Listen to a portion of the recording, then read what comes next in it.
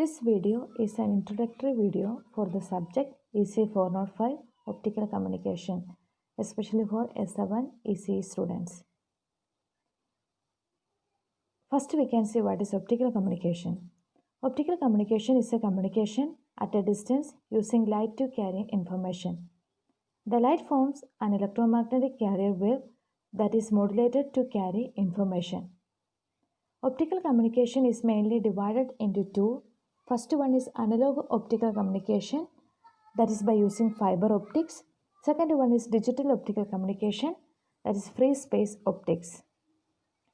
The process of communicating using fiber optics involves the following basic steps. The first step is creating the optical signal using a transmitter. Then relaying the signal along the fiber, ensuring that the signal does not become too distorted or weak. And finally, receiving the optical signal and converting it into an electrical signal. We can see the block diagram of an optical communication system. The first block diagram information source. Then this information source is transmitted to the transmitter. Then the transmitter is followed by a transmission medium, then receiver. The receiver will send the information to the destination. Usually the communication system involves transmitter, transmission medium and receiver. Similarly, here also it is having transmitter, transmission medium and receiver. More elaborated block diagram for an optical communication block diagram is shown below. That is, first is information source, then electrical transmit, then optical source, optical fiber cable, then optical detector, and optical detector will send the information to the electrical receiver, finally the destination.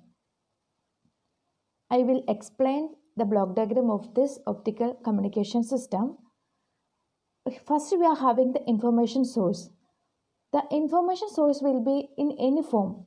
Sometimes it will be electrical, sometimes it will not be in electrical form.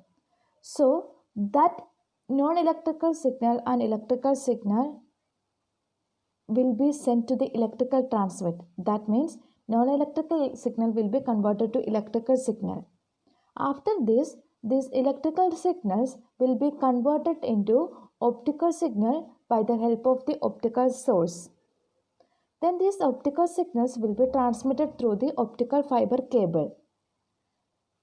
At the end, there will be an optical detector. That optical detector will detect these optical signals and it will send to the electrical receiver, because usually the destination will receive in which format the information source is available. So this electrical signal, optical signal will be converted back to the electrical signal and it will be sent to the destination. The principle of optical communication involves total internal reflection of light. That means any light wave which travels along the core and meets a cladding at the critical angle of incidence will be totally internally reflected. Therefore, light wave is propagated along the fiber core by a series of total internal reflection. You can see the picture for total internal reflection. Here the light will enter in one side and by using the phenomena of total internal reflection, the light signal will be reached at the end of the fiber. Next, we can see the structure of an optical fiber. Optical fiber consists of a core, cladding and a protective outer coating, which guides light along the core by total internal reflection. The core and the lower refractive index cladding are typically made of high quality silica glass.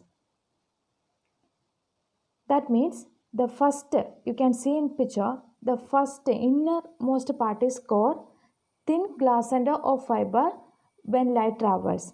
The second is cladding, outer optical material surrounding the core. The last one, the outer covering, is the buffer coating, plastic coating that protects the fiber. Here you can see the first layer. The outer layer is plastic jacket and the middle layer is the cladding and the last innermost part is the fiber core. This is usually the diagram of an optical fiber cable. You can see there will be various layers. Outer layers will be there. Depends upon the message, which type of message we are transmitting. If it is more secure, then we will use more protective cables.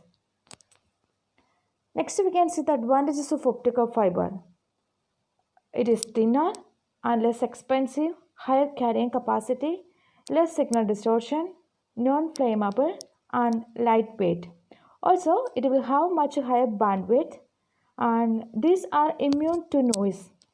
And safety is one another advantage of optical cable. Then it will offer less loss and higher reliability. Then size is lighter and more compact than copper wires, and it will have more flexibility and high security and cost. Handling and installation cost of system is very nominal. Limitations of fiber optics.